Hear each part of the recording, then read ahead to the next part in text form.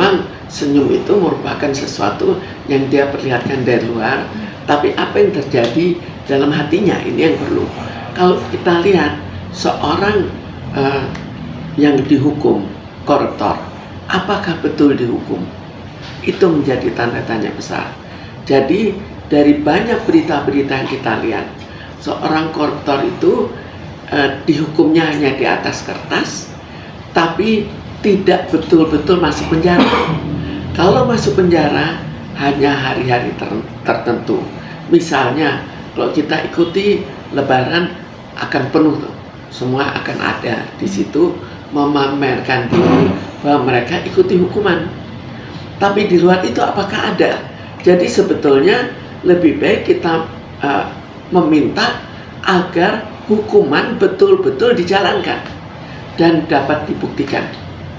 Kita lihat apakah betul tertekan. Kita lihat fakta-fakta yang ada. Kita bandingkan dengan yang terjadi pada beberapa dekade yang lalu. Kalau dulu seorang koruptor akan tunduk, malu melihat disorot media, dan akhirnya sebagian juga malah menangis. Itu yang terjadi. Kenapa?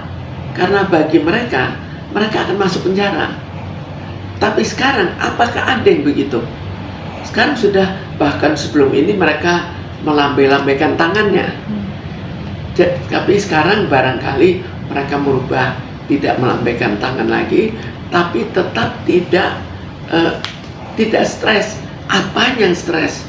Dapat uang begitu besar, hukumannya hanya sekali-sekali masuk penjara, hanya hari-hari tertentu. Dan di luar itu, kalau kita lihat berita, itu kan mereka bisa keluar negeri bebas. Tinggal berapa biayanya. Apakah mereka tidak punya biaya yang cukup besar?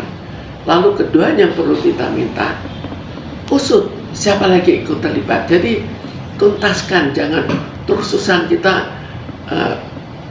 terlalu banyak sudah orang-orang koruptor yang akhirnya tidak berhasil ditemukan.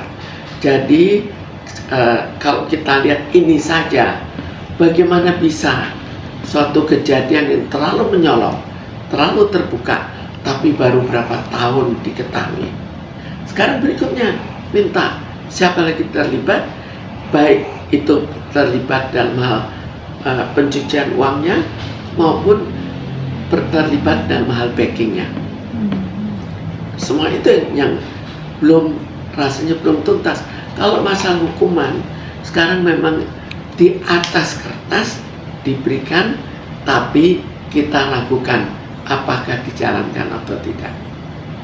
Sekarang kita bayangkan ya, mereka punya uang berapa, disimpan di mana, yang diblokir berapa. Di rumah saja juga cukup banyak kan.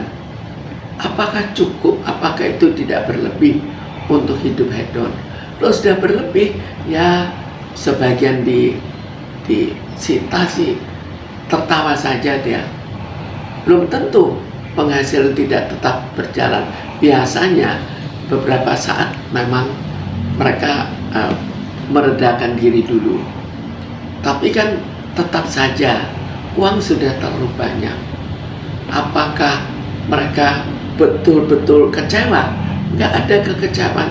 Hasilnya sudah jauh terlalu besar.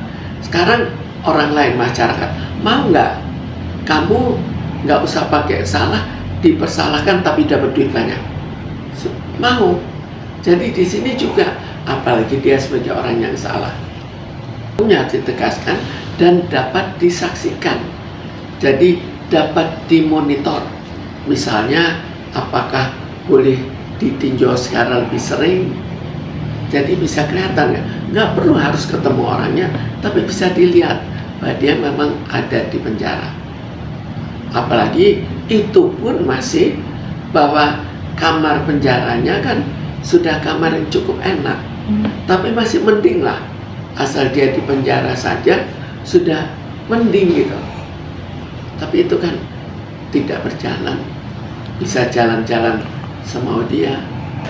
Kalau dulu memang kalau sudah kita lihat dari usahanya, kalau misalnya zamannya situasi di mana koruptor merupakan suatu perbuatan yang sangat dikecam oleh masyarakat, maka yang berani melanggar ya jelas kita curigai bahwa ada gangguan jiwa, bukan gangguan jiwa sakit jiwa. Kalau sakit jiwa dia bebas, tapi gangguan jiwa berupa psikopat. Jadi tapi sekarang kalau dia juga bisa mengerem, misalnya dia ingin sekali mencuri, tapi dia juga takut pada hukuman. Sekarang apakah takut pada hukuman? Kalau tidak takut, apa remnya bagi dia? Itu tugas untuk menghukum, sehingga harus ada pengereman. Sekarang kita lihat sekarang, apakah psikopat dikecam? Coba kita tanya pada yang generasi sebelumnya.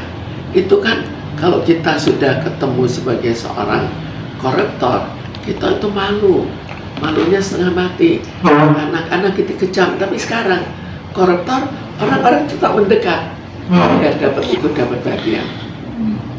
Sekarang apakah dikecam? Dikecamnya sekedar dikecam sesaat, dimasukkan kamera, tapi itu terlalu kecil dibandingkan dengan keuntungan yang dicapai dengan menjadi seorang koruptor. Jelas, jadi ini adanya netizen terutama membuat sesuatu yang akhirnya mungkin akan ditutup, akhirnya akan muncul. Tapi apakah dia malu dengan itu? Sudah kebal. Jadi malu ada, tapi bukan malu yang besar. Itu bisa kita lihat. Apakah ada yang kelihatan betul-betul malu? Mereka biasa-biasa saja. Dan mereka itu juga tetap ya jalan-jalan dan senyum-senyum. Nanti jalan-jalan ke luar negeri, apakah tahu? Tapi terbukti kan bahwa mereka tetap bisa jalan-jalan di dalam negeri maupun ke luar negeri.